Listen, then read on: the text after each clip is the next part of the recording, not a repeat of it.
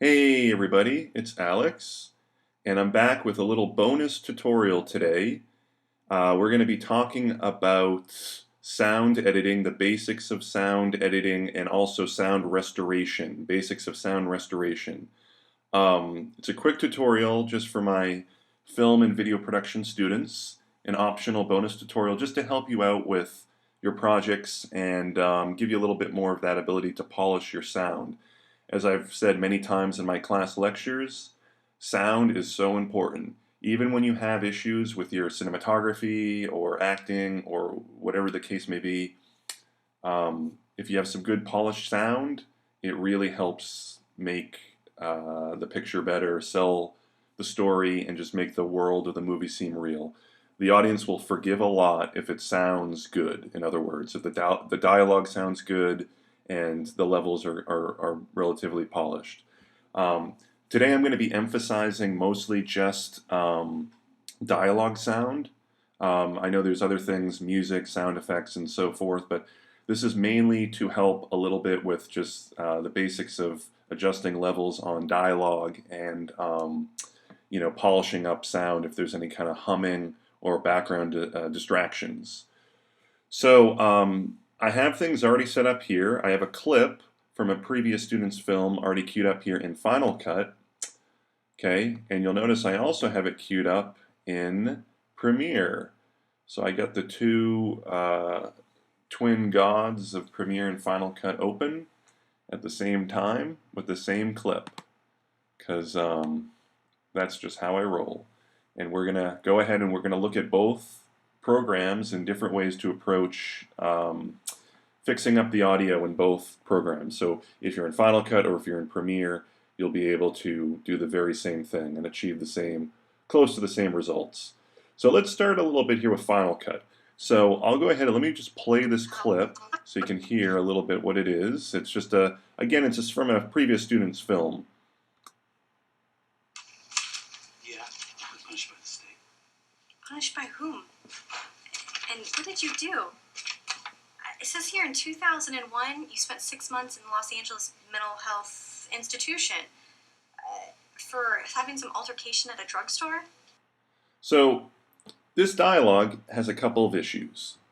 One of them is there's a character who speaks in the first couple seconds off camera, and I know for argument's sake you could say, well, maybe if you could use the dialogue from that other camera angle, but let's just say I don't have that. Let's just say I only have the off-camera dialogue of the male that's speaking to the woman, and I want to make that louder so it matches her levels. So that's one issue, is making the levels of the dialogue equal. The other issue I'm having is there's a background hiss or hum that you may be hearing. This happens sometimes. It may be a result of something in the environment, like an air conditioner, refrigerator.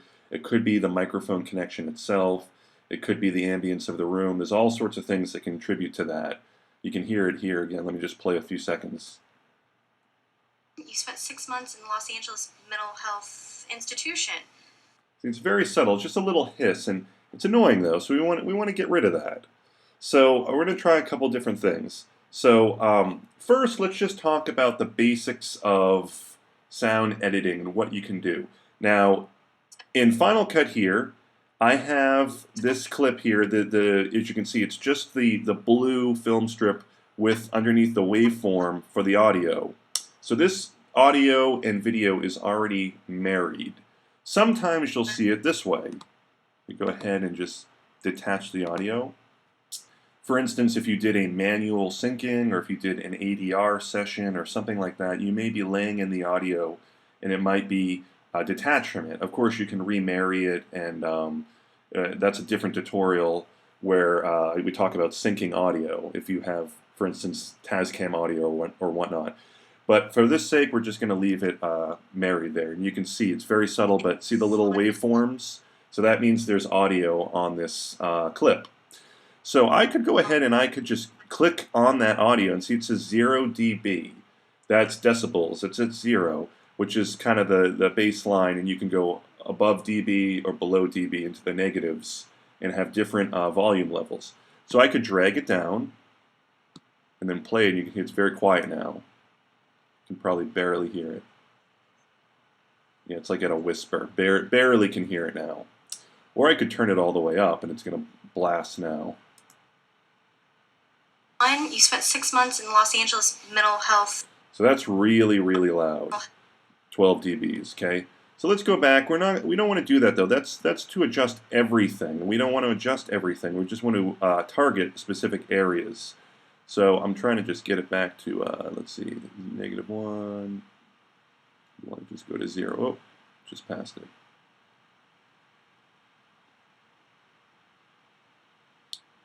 Sometimes this is a little tricky here, so just, there we go. Okay, I'm on 0 dBs again. Now, this is what I want to do. I want to go ahead and I want to target the area where the other character, it's a guy, he's speaking to her. Let's go ahead, let's listen to where that is.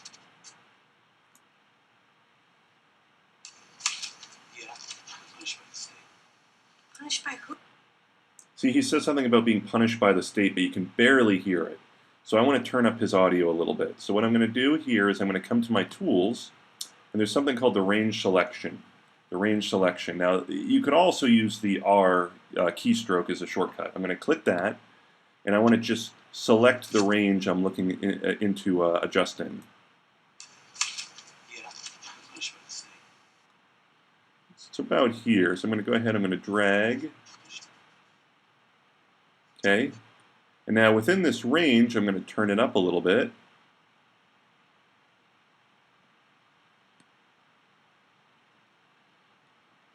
Quite so high, maybe 6 dBs. We'll see. That might be too loud. Let's see if we can hear him a little better now. Yeah, punished by the state. Punished by whom? Yeah, so he's a little bit louder now. Let me go ahead and expand the track so you can see what happened here. If you look on the little wave area here, you can see there's now these little points. And I can go ahead, if I want, I can drag them now even and make some adjustments to them. These are going to be those areas where the transition from volume happens. There are little kind of like points. And you can make a little bit of adjustments to them if you want afterwards, where they begin and the levels that they're at and so forth. If you want to make just a kind of the starting and ending point. But I want to go ahead and listen. I actually turned it down a little now. So let me go back up here. Maybe even 3 dBs is enough. Let's listen. Yeah, punished by the state. And now actually, I noticed I accidentally lowered this. Be careful, I lowered the other area. So let me go ahead and return this one to 0 dBs where I wanted it. So that's something to be aware of. So you can grab these points and move them around, and it may just it's just how much of a transition you want. You want to disguise that kind of transition in sound so that it's not like an abrupt sinking or rising of the levels. So maybe I'll move this a little bit over here. Let's see how this sounds now. It's going from 3 dBs, right, from here to this point. Then it starts during this little transition to sync back down to 0 dBs. So let's see if we can hear him a little better. Maybe I should go back up to 6. We'll see. Yeah, punished by the state. Punished by whom? Yeah, I think actually now listening to it. So I can go ahead, I can actually grab this section here. Oops, careful. There we go. Grab this section here, and I want to go back to 6. I think 6 should be okay. Yeah, punished by the state. Punished by whom? And what did you do? So there we go. So I added a little bit of a higher volume section here.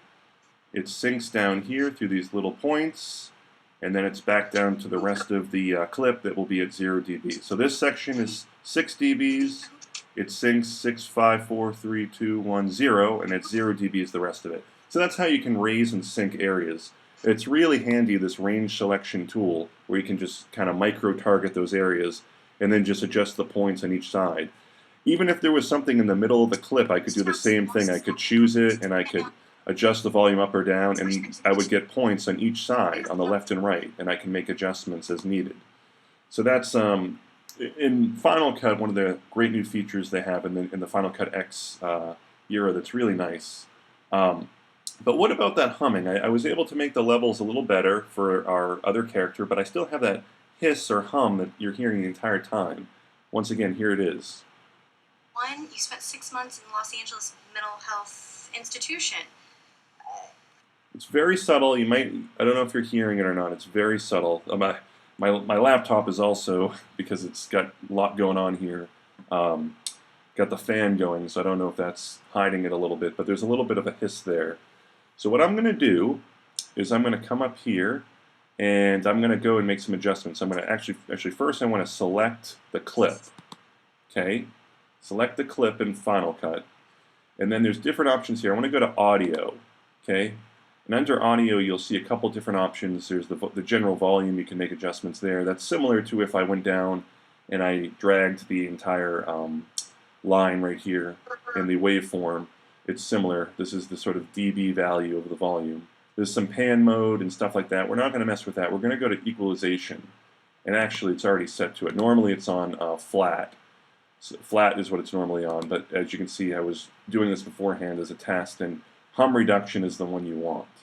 So you're going to click on hum reduction. Now, that doesn't do the final process. You actually have to go here. There's a little graph. You click, and it brings it up. And I took the liberty...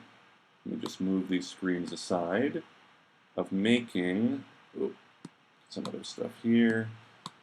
I took the liberty of making a screenshot of what worked for me. So you see here, this is something that's handy to do, because then you can kind of put them side by side. And I can see, okay, so I want to bring down number 8 all the way. Okay, and there's a little, okay, bring these two down. And then I bring this one up here, okay? And now I'm going to close this, and now I'm going to listen and see if that hum has disappeared.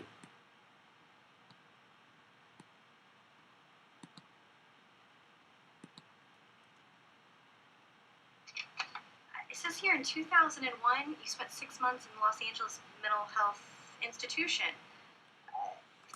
So again, it's hard to hear with the fan of my computer going, but you can, there's no hum. It's completely gone. It's completely been taken away, and it's all because I went to this little graph here and I made some adjustments to the graph, and that's all you have to really do is tweak it until it's satisfactory, so to speak, and you won't hear the hum anymore. Institution. So now it's back. So let me just go ahead and redo what I did there. So I clicked off of it. There we go. Mental Health Institution. So now you can hear it's gone again. And here's the great thing. Let's just say now I wanted to make this same adjustment to other clips. It's very easy. All you would do is select the clip. You would go to Edit, Copy, and let me just go ahead. I can bring up from this particular film project. Maybe I'll just drag another random clip in there of some kind. Just throw it down here. Okay. Do a little bit into it. So this is an above view of the same shot. She's looking at her clipboard.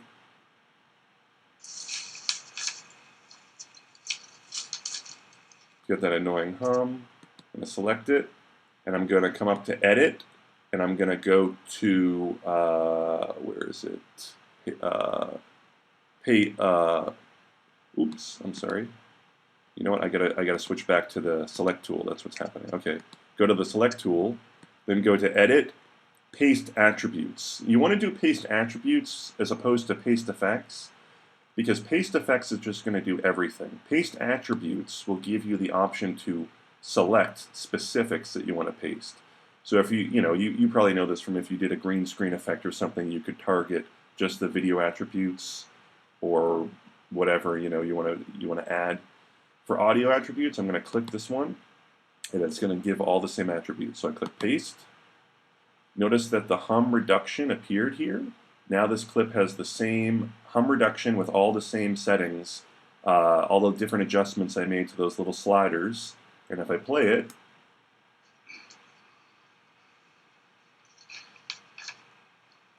There's no more hiss or hum. It's completely gone.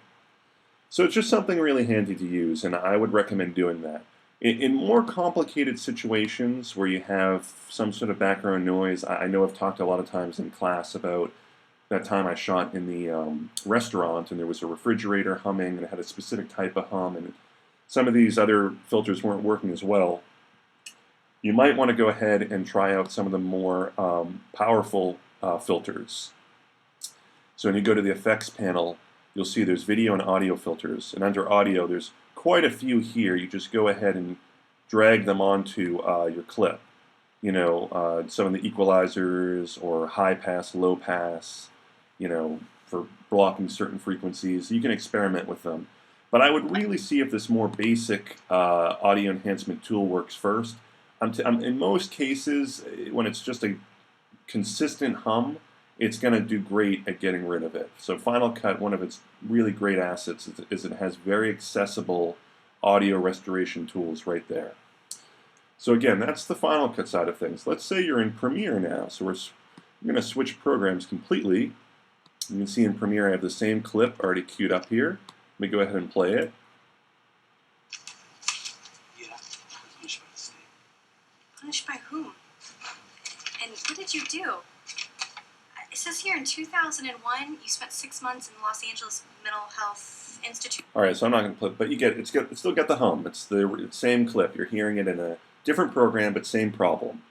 Okay, so if I want to get rid of the hum here, what I would have to do is I would have to go to the actual effects options. Okay, and under effects, there's a couple different things, right? The effects panel. Now, if you don't see it, go to Window, Effects. And you'll see there's video effects, video transitions, audio effects. I want to go ahead and jump to the audio effects here. And there's a couple different ones here. There's even a de-hummer. The thing about the de-hummer in Premiere is it's a little bit more of a one-size-fit-all type of thing. Unlike the hum reduction that we were using in Final Cut. So I actually want to go to the EQ, and I'm going to go ahead and drag it right there. See, drag it onto my audio. You guys remember in Premiere, there's the video track, and then underneath it the audio track. So I drag it to the audio track. Then if I come up here to my effect controls, if you don't see your effect controls, just go to effect controls. But also make sure you double click the particular clip that you're working with. Okay, so I go to effect controls. Here's my EQ, okay, and you can expand it if it's not expanded. Now I want to go to custom setup. And you can see here there's a lot of intimidating little knobs here. It's similar to what you saw in Final Cut where there's just a couple different parameters to adjust. Now, and this might be something you want to do, I actually did a screenshot, and eventually maybe you can start doing your own screenshots if you ever have the inclination to kind of find settings that work for you. And if you find certain situations, let's say you're always shooting in a type of environment where you have this background noise, you can take a screenshot for the audio settings you need to correct that audio later. So I would recommend doing screenshots for situations like that. Or if you have a mic system that's maybe giving you some hissing until you upgrade to a new one, figure out your good polishing EQ settings for later. So I took a screenshot here, and I can compare it to, got Final Cut in the way here, getting a little busy. Let me go ahead and put these side by side so it's a little easier for me. Okay, and you can even see the little graph here. There's adjustments that are made. So I went here and I clicked on mid 2, and it looks like I turned this one down a little bit, right? Made some adjustments here. Oh, you know what the other thing is? I think, yes, that's true. We can go ahead, let me manually type in the number. 5464, okay? The next one down went to minus 13.2. The one below that went to 2.04, it looks like. And look, you can see even the graphic here is even the same now as in this screenshot. So let's go ahead and play it and see how it sounds here now. Punished by whom? And what did you do? It says here in 2001. It's gone. The hissing is gone. So both programs can achieve the same end. It's just, different ways of doing it. Like I said, for these more generic humming, hissing issues in Premiere, I recommend the EQ, messing around with the EQ in the same way, checking off the hertz frequency that works best in making the adjustments to the little wheels. It's a lot of trial and error, but it's very easy. You can keep playing this, and the great thing is you can be playing it as you're turning these different knobs and hearing how it affects them. And eventually you'll find the one that works best for you. Same thing when you're in Final Cut. When you make the hum reduction setting, you just go ahead and you go to this graph and you just play around with the graph, and you'll eventually get what you want, and it works great. And then you can paste the attributes onto other clips. So in Premiere it would be a similar thing. Actually, I could just come right into the effect controls. I can click on the word EQ, see how it's highlighted, edit copy, and then if I were to go to another clip, just for argument's sake, let me break this one, and let's just say this is another clip here. I'm going to get rid of the EQ that's already out. Say the EQ isn't there. I would just go edit, paste, and it pastes it right there. Make sure the FX control window is active when you hit paste. Sometimes people do paste and they're on the timeline and they do, they paste it doesn't work, or they'll paste a duplicate of their clip. So make sure you're in that effect control window. So let me just undo that. There we go, so it's back, and you can hear it again. It's just that beautiful, clean sound. It says here in 2001, you spent 6 months in Los Angeles Mental Health Institution. Okay, now going a little step back, in Premiere, we talked a little bit about in Final Cut the basics of sound editing.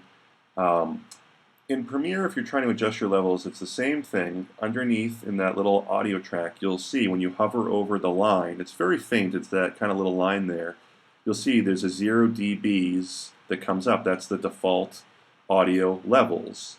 And I can raise it up, or I can go all the way down into the negatives, to negative infinity if I want. And that will once again do the entire audio levels. It will affect the entire track.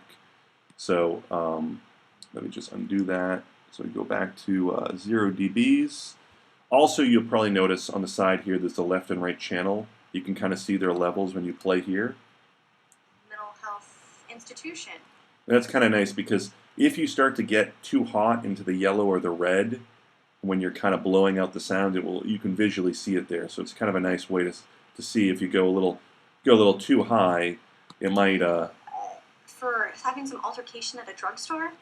That actually didn't do it, but you could see the tips were getting a little yellow. If you really blow out the audio, though, it's another way to kind of see it. So yeah, you can go ahead and do it that way as the one size kind of fits all option. But and then also, of course, as you may know, you go up to the double click on the file, go to the audio mixer. You can also adjust it here. There's a little slider for the audio one track, which is the only audio we have right now, which you can raise or lower. And there's also a master audio. I don't use this one too much because this is kind of like a one-size-fit-all type of thing. If I wanted to come in to the clip and do what I did in Final Cut, where I'm going to make that male actor's audio more audible, I want to come and I want to go to the little pen tool here, okay? And so let's listen a little bit. Hold on. So he says, yeah, I've been punished by the state, and he finishes right about there. So I want to go ahead, maybe even a little bit before that. I'm going to click to put a point, okay? Then I'm going to click to put another point, and I'm going to raise that a little bit, and it raises the whole line with it because, or actually, I'm sorry, I want to do the inverse of this. Let me undo that. I'm going to raise this side because I want this side to be the higher one, right? Yeah. So we're going to raise this side because he's going to be a little louder, and the other one's going to go back to the normal levels. So let's raise him up. We're at 4.95 dBs there. Let's listen. Let's see if it's a little better. Yeah, punished by the state. Punished by whom? And what did you do? So it made it a little bit better. I might even want to go a little higher with it.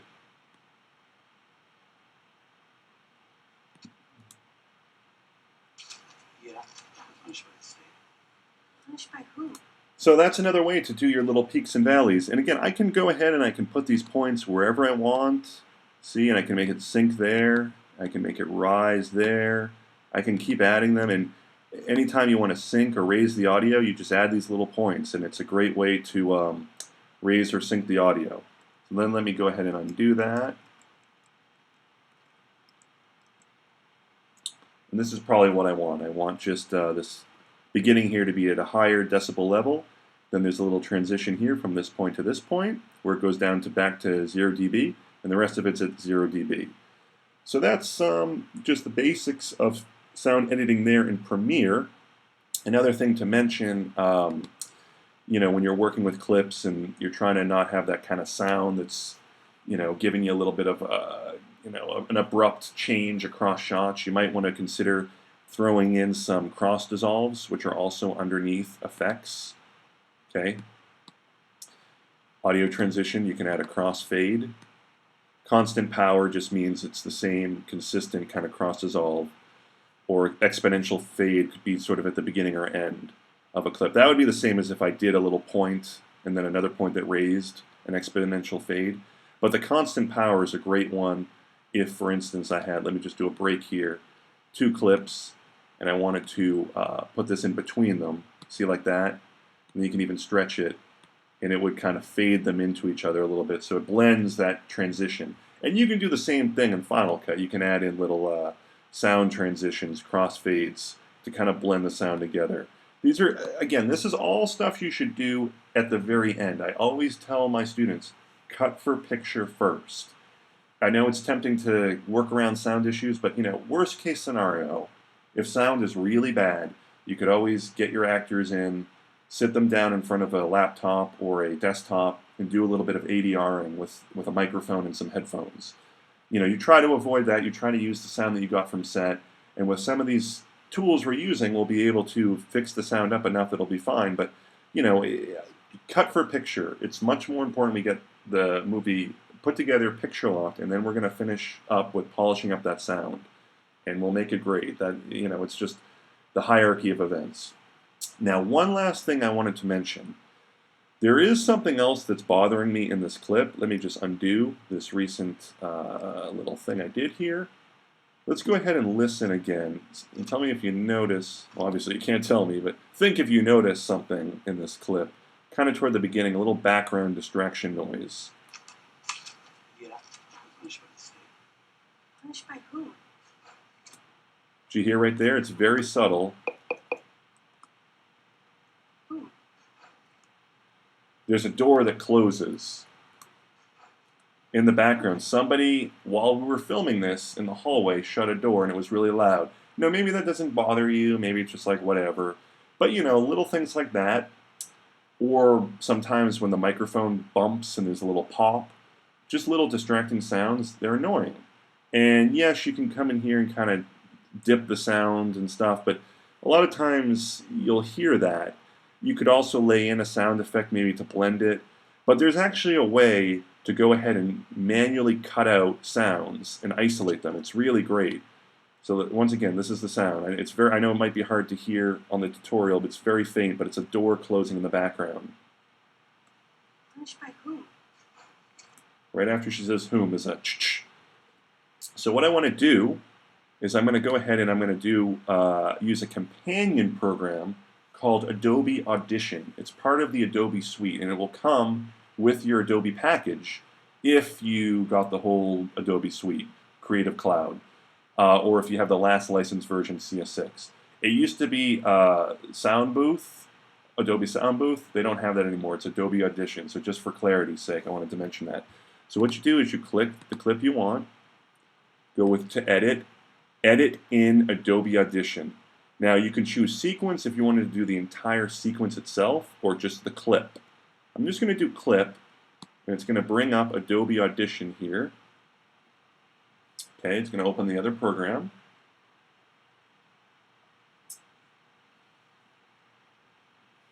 And it's actually already in the view that I want it to be in, so let's see if we can. Normally what you're probably going to see is, let me see if I can get off of this. Just have to toggle off the tool here. Yeah, so that's the thing. Normally, yeah, okay. This is how you're normally going to see it. Okay, and this is the audio. If we listen. Yeah, punished by the state. Punished by whom? Okay. Now, what I want to do is I want to actually do what I just did in reverse. So come down to the bottom of the screen here. See, the mouse turns into that little kind of icon for a slider, and drag up this other view here, so you can see the kind of the real. It almost looks like infrared, and this is kind of a view where you can see more of a visual of the sound. See these yellow areas? That's where the sound is a lot more hot, and you'll hear probably dialogue there. Punished by whom? And what did you do?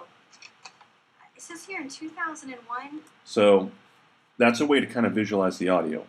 Now I want to target the area where that door is opening and closing. It's right here. You hear that? It's very faint, but you can still hear it. So I know it's somewhere in this area. So what I want to do is I want to go to my little marquee. See at the top here, the Marquee Selection. Now if you did the exercise, it's now, I put it in the bonus tutorials for After Effects. They actually show this. It's a way to isolate the sound. What you do is you just come down here. Now most of the sound of that door is somewhere nested in here. So I'm going to go, it's a trial and error thing, but I'm going to see if I can just drag around that area of sound. Okay. Actually, let me redo it because I don't want to intrude on her audio there. So this is somewhere around here is where it is. So I'm going to come here and maybe go right there. Now I'm going to I could go here and drag this to 0 dBs, this little spinny wheel, or I can hit delete. If I hit delete, watch what happens. I'm going to click off of it. That little chunk of that audio is missing. Now the rest of the audio, though, is still here. It just means that I've removed information from that area of the audio. Let's play it back and listen. Punished by the state. Punished by whom? And what did you do? Do you hear that? You can still hear a very faint trace of the door closing and shutting, but it's so subdued now. Punished by whom? And what did you do? So I basically went in and grabbed that little audio and just got rid of it. And it's a great way to get rid of pops and things like that in Adobe Audition. And the beautiful thing is when I come back into Premiere here, there's a connection between the audio. See? It's made it into this separate kind of audio file that I'm editing in Audition. So if I save changes here, it'll change it here. It works very well that way.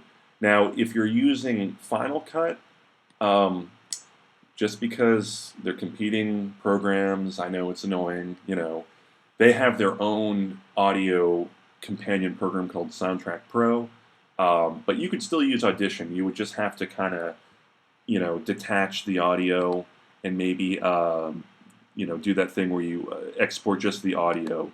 So you could go ahead and export just this audio clip and bring it into Adobe Audition, make your changes, and then bring it back into, Final Cut. I know it's a little more roundabout, but this is the fine-tuning stuff. So by this point, the movie's cut, it's picture locked. You're just trying to fix the audio, fine-tune it. So those little extra steps, they may take time, but I'm telling you, they're going to make a world of difference. And if you have Soundtrack Pro, there's similar tools built into that. You can try to use that infrastructure if you like.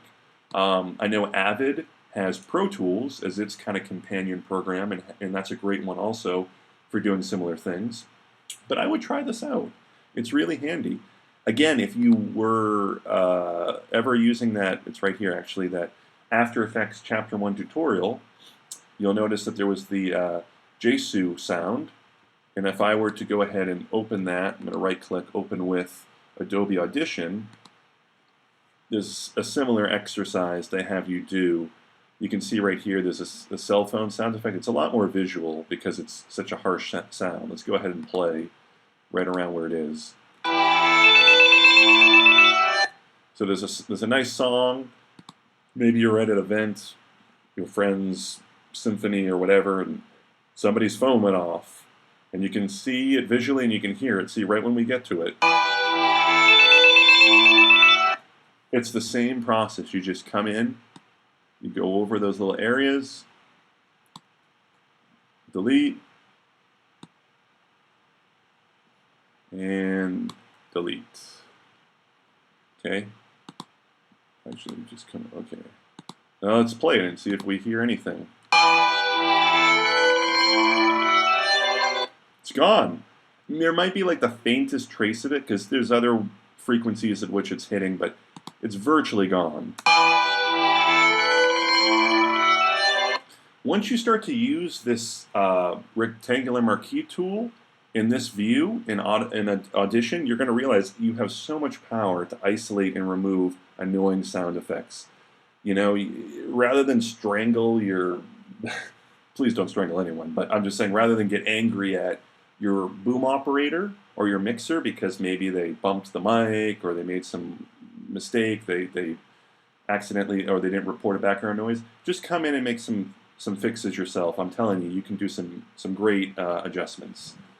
So those are the basics of audio restoration and adjusting the levels of dialogue. Again, there's other audio elements, music, sound effects, different things you're going to do. Always start with the picture. Always picture lock first. Get through the first meat of the process, which is cutting for the performance and the just the picture, and then later do some adjustments to your sound.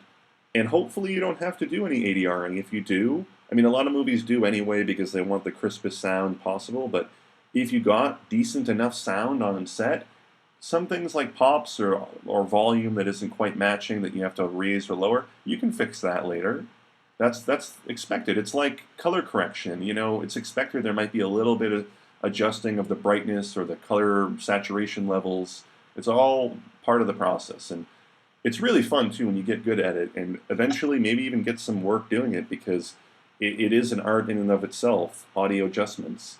This is really considered sound design. This is post-production sound design, and it's its own craft, really.